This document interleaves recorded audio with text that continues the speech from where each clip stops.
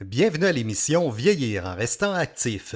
Vieillir en restant actif est une série d'émissions hebdomadaires qui propose des séances d'activité physique pour les aînés. Chaque séance est précédée d'une capsule animée par des professionnels de la santé sur divers thèmes d'actualité. La pratique d'activité physique peut présenter un risque pour votre santé. Veuillez consulter un professionnel de la santé avant d'entreprendre tout programme d'entraînement. Si vous ressentez un inconfort, une douleur, une fatigue excessive, des étourdissements ou des nausées, cessez immédiatement l'entraînement et consultez un médecin. Vous êtes responsable de vous exercer dans les limites de vos capacités et de rechercher les conseils médicaux associés à votre condition. Bonjour, je m'appelle Véronique Lanoux, je suis infirmière clinicienne en prévention et promotion de la santé à la Direction de santé publique du CIS de la Côte-Nord. Le sujet de la capsule d'information d'aujourd'hui portera sur le sommeil. Et oui, le sommeil, un sujet qui soulève souvent beaucoup de questionnements et d'inquiétudes et qui est essentiel à notre survie et à notre équilibre. Avec cette capsule, j'espère pouvoir vous donner quelques conseils afin de favoriser un bon sommeil et peut-être même vous aider à maîtriser l'insomnie. Il est intéressant de savoir que nous dormons habituellement le tiers de notre vie, ce qui veut dire qu'une personne âgée de 75 ans aura dormi l'équivalent de 25 années. C'est dire à quel point le sommeil a une importance vitale et qu'il est important d'en prendre soin. Le sommeil sert à plusieurs choses, comme par exemple, il favorise la croissance, surtout dans les premières années de notre vie, évidemment. Il nous permet de faire le plein d'énergie et de récupérer. Il sert à organiser, à emmagasiner toutes les nouvelles informations qu'on va avoir reçues durant la journée. Il permet d'améliorer notre concentration. Il contribue à nous aider à mieux combattre les infections. Il améliore également notre raisonnement, notre capacité à planifier l'ensemble de nos activités de la journée et il nous aide à mieux gérer nos émotions et notre stress. Il est déjà arrivé à tout le monde d'avoir une mauvaise nuit de sommeil pour toutes sortes de raisons, mais ça ne dure habituellement pas. Il est possible et même normal que certaines périodes de votre vie entraînent des changements au niveau de votre sommeil, comme par exemple la perte d'un être cher, une période de pandémie ou la douleur. Par contre, si le sommeil demeure déréglé sur une longue période, il peut entraîner de l'insomnie chronique qui, elle, demandera des interventions beaucoup plus soutenues. De là l'importance de pouvoir intervenir rapidement lorsque nous vivons un problème de sommeil. La majorité des gens ont besoin de dormir entre 7 et 8 heures par nuit pour être bien éveillés et vigilants. Mais il est possible que certaines personnes soient pleinement fonctionnelles avec seulement 5 heures de sommeil, alors que d'autres auront besoin de 10 à 12 heures de sommeil pour l'être. Il est faux de penser que nos besoins de sommeil sont moins grands avec l'âge. Par contre, il est possible que la répartition des heures de sommeil sur une période de 24 heures soit différente chez une personne à l'âge de 70 ans comparativement à lorsqu'elle avait 40 ans. Je vais vous donner un exemple. Une personne de 60 ans consulte un professionnel de la santé parce qu'il est inquiet. Il dormait habituellement 7 heures par nuit et maintenant, il fait plus de 7 heures consécutives. Après une évaluation, on se rend compte que la personne dort 5 heures par nuit, mais qu'elle fait 2 heures de sieste l'après-midi. Cela ne nuit pas à son fonctionnement, elle dort bien les nuits d'après. Cela veut tout simplement dire que cette personne a réparti les heures différemment de sommeil dans sa journée. Avec le vieillissement, le sommeil profond est moins fréquent et le sommeil subit un décalage qui entraîne avec l'âge une tendance à se réveiller plus tôt. Dans ces circonstances, il est souhaitable d'ajuster nos activités de soirée afin de se coucher un peu plus tôt et ainsi éviter d'accumuler des dettes de sommeil. Car malheureusement, on peut accumuler des dettes de sommeil, mais on ne peut pas reprendre puis mettre des heures de sommeil en banque pour être capable de les récupérer au moment qui nous convient. Il existe plusieurs problématiques liées au sommeil, telles que l'apnée du sommeil, le syndrome des jambes sans repos, l'insomnie. L'insomnie est un problème de sommeil fréquemment rapporté par un grand nombre de personnes. Je vais donc essayer de vous donner 12 règles de base à suivre afin d'avoir une bonne hygiène de sommeil et ainsi pouvoir prévenir les troubles d'insomnie. Avant toute chose, sachez que ces règles sont des suggestions pour maintenir un bon sommeil. Si vous ne présentez aucun problème avec votre sommeil, vous pouvez quand même les utiliser pour éviter d'en développer éventuellement. Ces règles sont simples à mettre en place et pourraient vous éviter de devoir consulter votre médecin ou un autre professionnel de la santé. Essayez-les, puis vous verrez si cela vous aide à mieux dormir. Évidemment, vous devez comprendre que faire des changements dans nos habitudes de sommeil, ça ne se résout pas seulement en une nuit. Donnez-vous quelques jours, voire 2 à 3 semaines, avant de voir si les résultats seront positifs. Alors, on commence. Règle numéro 1. Évitez de consommer de l'alcool ou des stimulants, tels que le tabac, la caféine, le chocolat, les boissons gazeuses. Évitez également les chicanes ou les contrariétés, au moins 2 heures avant d'aller vous coucher. Chez certaines personnes, on constate que la consommation d'un seul café peut nuire au sommeil, parce que la caféine peut prendre jusqu'à 8 heures avant d'être éliminée de notre organisme. En ce qui concerne l'alcool, on peut noter que cela peut parfois sembler nous aider à nous endormir. Mais consommé de façon plus régulière, l'alcool va provoquer des changements dans la structure de notre sommeil puis va finir par causer de l'insomnie. Règle numéro 2. Évitez de manger un repas lourd au souper et tentez de manger minimalement 3 heures avant d'aller dormir, quitte à prendre une légère collation si vous avez encore faim. À l'aide du Guide alimentaire canadien, planifiez vos soupers en vous servant du poisson, de la volaille, de la viande ou des œufs. On y ajoute ensuite des légumes ou des aliments à grains entiers tels que du riz, des pâtes alimentaires ou du pain. Par la suite, vous pouvez terminer votre repas avec un fruit, un yogourt ou un pudding au lait.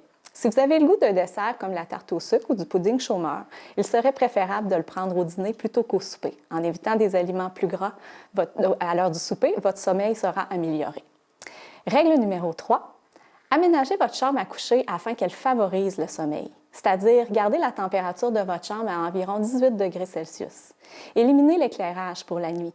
Si vous avez besoin d'une veilleuse pour les déplacements nocturnes, pour aller à la salle de bain, essayez de privilégier des endroits isolés tels que votre corridor et non directement dans votre chambre à coucher pour éviter que la lumière vous dérange pendant la nuit. Vous pouvez également utiliser des couvre-yeux afin d'éliminer les sources lumineuses qui pourraient nuire à votre sommeil. Choisissez des couleurs reposantes et pâles pour mettre sur les murs de votre chambre. La literie doit être confortable et vous donner le goût de vous coucher. Les bruits dans votre chambre doivent être éliminés le plus possible, à moins d'aimer avoir un léger bruit de fond pour vous aider à vous endormir. La position de sommeil aussi peut être un élément important à évaluer. Si vous avez de la douleur ou des problèmes de santé, vous pourrez ajuster votre position. Les animaux de compagnie, même si on les aime beaucoup, peuvent nuire aussi à notre sommeil. Ils bougent la nuit, ils font du bruit. Ils peuvent même causer des allergies qui pourraient venir perturber votre sommeil. Donc, il est préférable de les laisser dans une autre pièce. Règle numéro 4. Se coucher et surtout se lever aux mêmes heures à tous les jours de la semaine et de la fin de semaine. On peut varier les heures d'à peu près une demi-heure, mais si vous jouez trop puis que vous variez, exemple, d'1 heure, 2 heures sur vos heures d'endormissement et d'éveil, ça va nuire aux nuits suivantes. Règle numéro 5. Utilisez la chambre à coucher uniquement pour les relations intimes et le sommeil.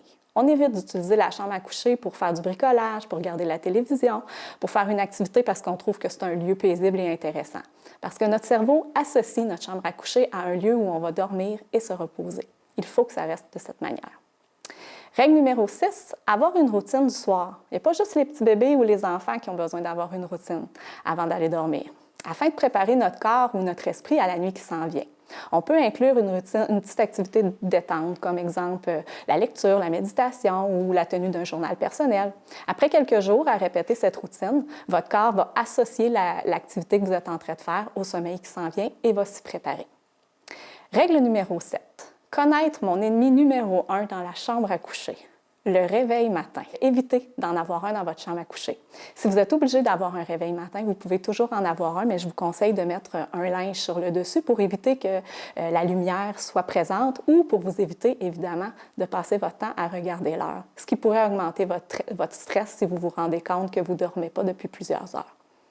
Règle numéro 8, prendre le temps de s'écouter et aller dormir dès qu'on sent les signes de somnolence arriver. Il ne faut pas chercher à lutter parce que vous n'avez pas fini d'écouter votre émission préférée ou parce que le livre que vous êtes en train de lire, il vous reste seulement 4 pages à lire.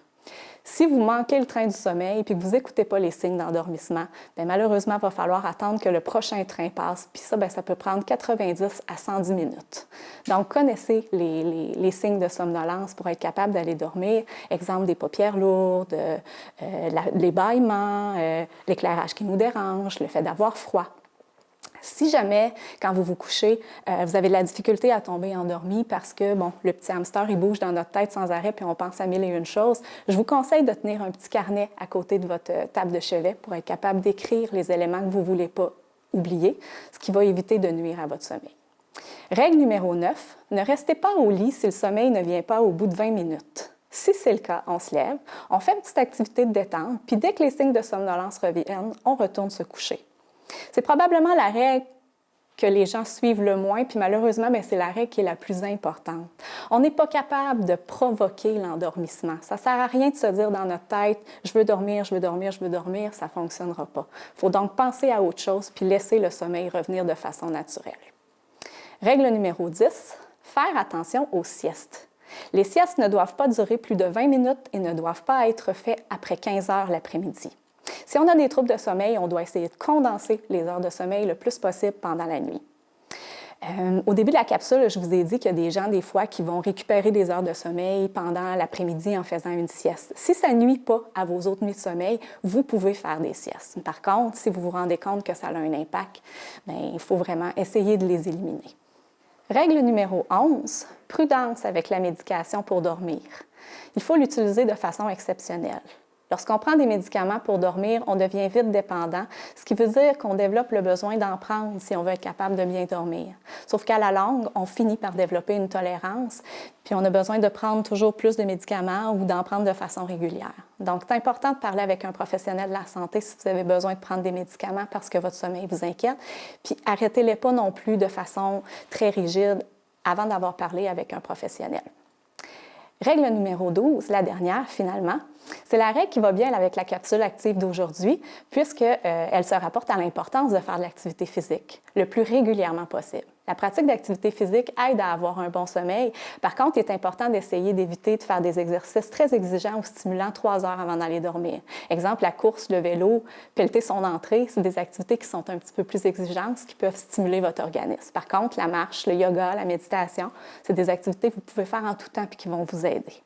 Avant de vous laisser, je tiens à préciser les raisons qui pourraient vous amener à vous questionner ou à consulter un professionnel de la santé à propos de votre sommeil. Si, exemple, vous vous sentez fatigué dès le réveil, vous avez régulièrement des envies de dormir durant la journée ou vous luttez pour rester réveillé. Si parfois vous avez de la difficulté à vous endormir, que vous vous réveillez tôt le matin sans être capable de vous rendormir ou que vous avez plusieurs réveils pendant la nuit sans être capable de retrouver le sommeil. Si vous avez des sensations désagréables dans les jambes pendant la nuit ou si votre sommeil est agité ou que votre entourage vous dit que vous ronflez ou que votre respiration coupe pendant la nuit. C'est toutes des raisons qui pourraient vous aider, vous amener à consulter un professionnel de la santé. Et voilà, j'espère que ces conseils vous aideront à avoir le sommeil de manière plus positive et agréable. Il est maintenant temps de vous préparer à bouger.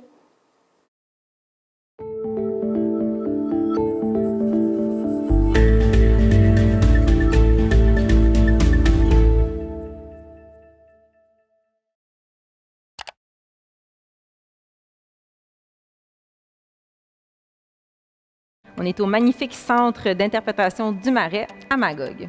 Je m'appelle Anne-Sophie, je suis kinésiologue. Je vous présente mes modèles aujourd'hui, Bernadette et André. André va effectuer certains mouvements qui sont simplifiés, des mouvements avec une plus petite amplitude. Alors, si vous avez des douleurs aux épaules ou au dos, suivez André durant l'entraînement. Alors, pour aujourd'hui, vous allez avoir besoin d'une chaise sans appui-bras qui est solide et d'une bouteille d'eau pour vous hydrater tout au long de la séance. Alors, on va y aller. Venir vous asseoir sur la chaise. Placez-vous au bout de la chaise, vraiment, les fesses au bout, pour avoir un tronc qui est droit et des abdominaux qui sont engagés. Alors, on va y aller avec l'échauffement, avec une demi-rotation de la tête d'un côté. Et je vais jusqu'à l'autre côté et je reviens. Alors, demi-rotation. Je vais mobiliser mon cou pour échauffer les muscles autour. Et je reviens. Excellent. Je vais faire des cercles maintenant avec les bras. Alors, je prends mon bras, je fais un grand cercle devant et je reviens derrière, vers l'avant. De l'autre côté, grand cercle devant, derrière et je reviens devant. Excellent. Je reprends l'autre bras devant et derrière. Je mobilise ici mes épaules devant et derrière. Excellent. J'amène mes deux bras devant et j'allonge. J'ai mobilisé un petit peu plus mon dos et mes pectoraux. J'échauffe les muscles autour. Devant, j'expire, je vais vers l'arrière. Excellent. Devant, derrière. Et une dernière fois. Devant, derrière. Je continue avec un genou haut, alors je viens venir porter mon genou un petit peu vers le haut. J'allonge ma jambe et je dépose. De l'autre côté, genou haut, j'allonge. Alors, je viens chauffer ici là, les muscles de mes jambes. Voilà, de l'autre côté. Dans l'échauffement, c'est supposé d'être facile. On n'est pas supposé de sentir d'essoufflement dans cette partie-ci de la séance. Genou haut, allonge. Excellent. Une fois de chaque côté encore. Et de l'autre côté. Excellent. Je termine avec la mobilisation de mes chevilles. Je vais sur la pointe des pieds et je vais marcher sur la pointe des pieds. Excellent. Je relâche et maintenant, je viens sur mes talons et je marche sur mes talons.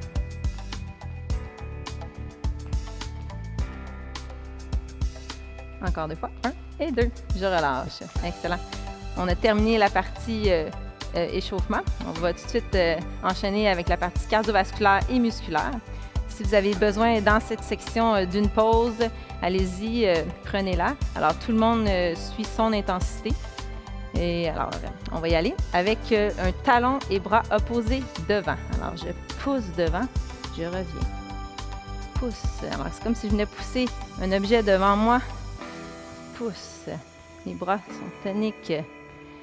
Pousse devant. Excellent. J'expire, je reviens. Expire. Alors, si vous voulez aller plus vite et avoir une plus grande intensité dans cette partie-ci, vous pouvez également aller plus vite. Je continue. Pousse. Pousse, reviens. Pousse, reviens. Encore une fois ici et une autre fois de l'autre côté. Excellent. On va y aller avec une corde à sauter. Alors, je soulève mes 2 jambes et avec les bras, je vais faire des mouvements vers l'avant. Mouvement simplifié, seulement mes talons qui se soulèvent. Sinon, je continue. C'est maintenant mouvement des bras vers l'arrière. Excellent. C'est quand même difficile comme mouvement. Je viens vraiment solliciter les muscles de mes jambes, mes cuisses.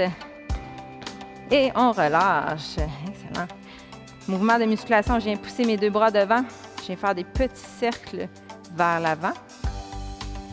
Mes bras sont toniques. Je vais sentir l'exercice dans mes épaules et vers l'arrière. Épaules détendues. Je termine, je pousse mes paumes vers le haut et je fais des petits rebonds. 2 et 1, je relâche. Mouvement de kayak, alors des grands 8 avec mes bras, mes jambes, je pousse ma jambe vers le haut. Kick. Pour vers le haut. Mouvement simplifié, des plus petits 8 et je viens porter mes talons devant. Excellent, c'est moins difficile pour mon dos. Sinon, je pousse mes pieds vers le haut. Excellent. Grand 8 avec les bras. Je peux exagérer le mouvement. Et une dernière fois, un grand 8. Excellent. Je vais aller avec un genou haut. Alors, je pousse mon genou et mes 2 bras vers l'avant. Je pousse. Excellent. Alors, encore une fois, c'est comme si je poussais un objet devant. Reviens. Pousse. Reviens. J'expire. Reviens.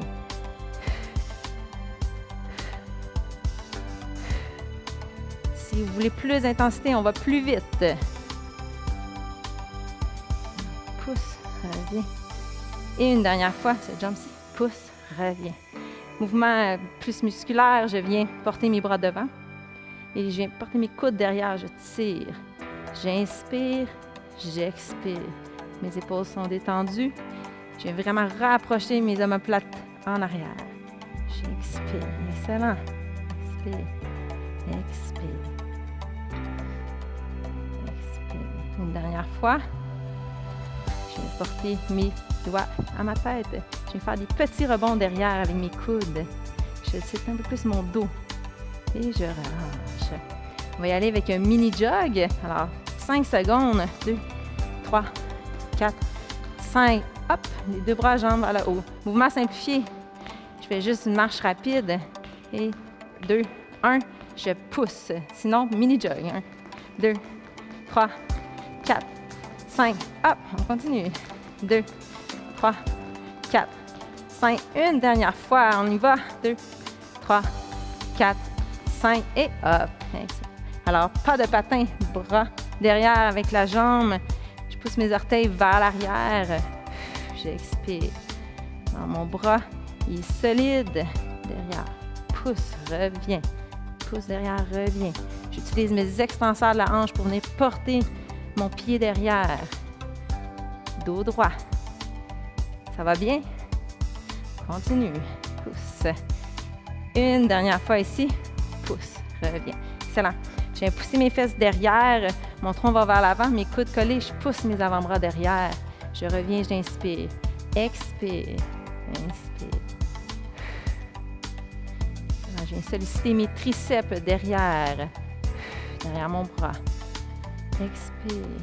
Inspire. Excellent. Une dernière fois. Je laisse mes bras derrière et je fais des petits rebonds vers l'arrière. Mon dos il est droit. 2 et 1. Je relâche. On va y aller avec un talon et bras opposés devant. Alors, je pousse devant, je reviens. Pousse. Alors, c'est comme si je venais pousser un objet devant moi. Pousse. Mes bras sont toniques. Pousse devant. Excellent. J'expire, je reviens. Expire. Alors, si vous voulez aller plus vite et avoir une plus grande intensité dans cette partie-ci, vous pouvez également aller plus vite. Je continue. Pousse. Pousse, reviens. Pousse, reviens. Encore une fois ici et une autre fois de l'autre côté. Excellent. On va y aller avec une corde à sauter. Alors, je soulève mes 2 jambes et avec les bras, je vais faire des mouvements vers l'avant.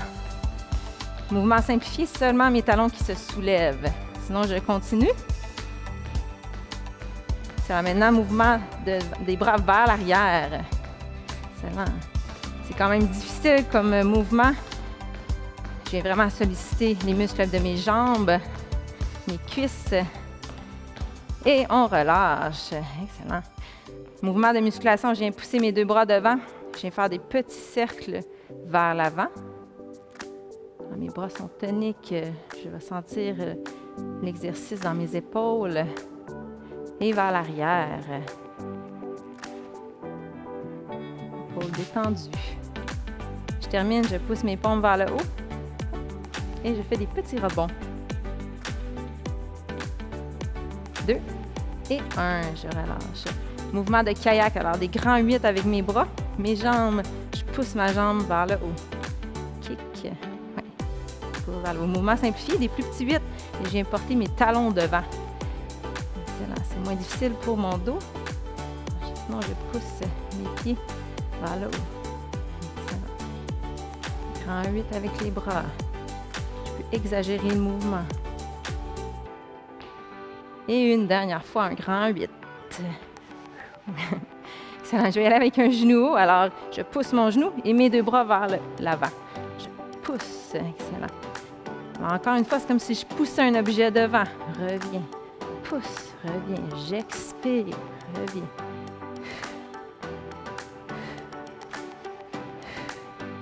Si vous voulez plus d'intensité, on va plus vite. Pousse. Reviens. Et une dernière fois, ce jump-ci. Pousse. Reviens. Mouvement plus musculaire, je viens porter mes bras devant et je viens porter mes coudes derrière, je tire. J'inspire, j'expire. Mes épaules sont détendues. Je viens vraiment rapprocher mes omoplates en arrière. J'expire. Excellent. Expire. Expire. Expire. Une dernière fois. Je viens porter mes doigts à ma tête. Je vais faire des petits rebonds derrière avec mes coudes. Je sollicite un peu plus mon dos. Et je relâche. On va y aller avec un mini jog. Alors, 5 secondes. 2, 3, 4, 5. Hop, les 2 bras, jambes vers le haut. Mouvement simplifié. Je fais juste une marche rapide. Et 2, 1, je pousse. Sinon, mini jog. 1, 2, 3, 4, 5. Hop, on continue. 2, 3, 4, 5. Une dernière fois, on y va. 2, 3, 4, 5 et hop. Alors, pas de patin, bras derrière avec la jambe. Je pousse mes orteils vers l'arrière. J'expire. Alors, mon bras il est solide derrière. Pousse, reviens. Pousse derrière, reviens. J'utilise mes extenseurs de la hanche pour venir porter mon pied derrière. Dos droit. Ça va bien?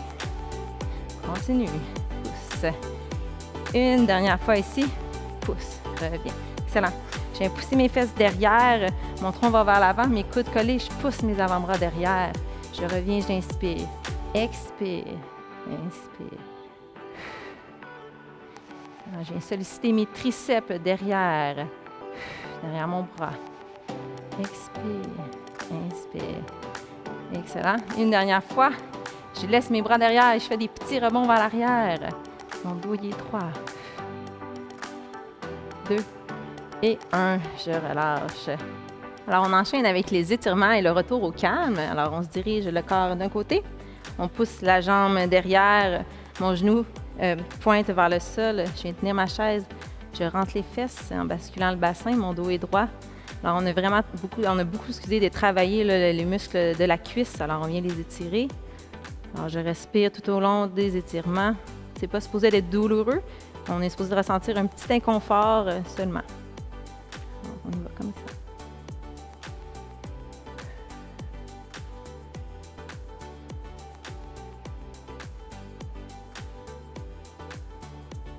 Et je relâche. Je vais aller de l'autre côté. Alors, je pousse ma jambe derrière. Mon genou pointe vers le sol. Mon dos est droit. Encore une fois, je rentre les fesses en basculant mon bassin. Je vais sentir l'étirement dans ma cuisse et mes fléchisseurs de la hanche. Alors, je détends mes épaules. Je prends des bonnes respirations. Je me détends.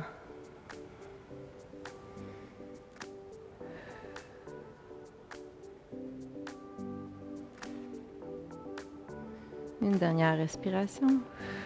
Excellent. Je reviens vers l'avant.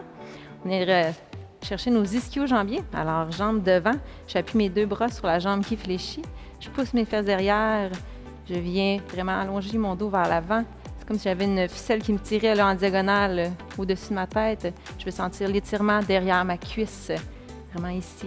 Alors, si je ne sens pas l'étirement, je pousse davantage mes fesses derrière. Vraiment, là, c'est la bascule du bassin qui va venir m'aider à m'étirer. Je respire, je détends les épaules.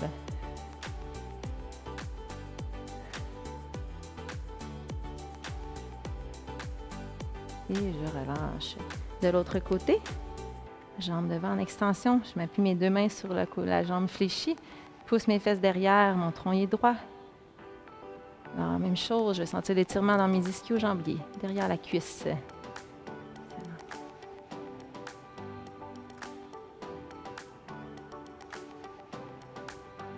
Je relâche. Alors, prochain exercice d'étirement. On va étirer les rhomboïdes. Alors, je pousse mes bras devant, j'arrondis mon dos. Je fais un dos de chat. Alors, je pousse mes bras devant. Je vais vraiment là, sentir que mon dos est large derrière. Mes omoplates ils se décollent. Je respire. Une dernière respiration. Et je relâche. Excellent. Alors, j'enchaîne avec des respirations. J'inspire au ciel. Et j'expire, je me détends. Et une dernière fois, j'inspire. Et j'expire. Alors, la séance est terminée. Ça s'est bien passé? Oui? Merci d'avoir été actif avec nous aujourd'hui. À une prochaine séance de Move sur chaise.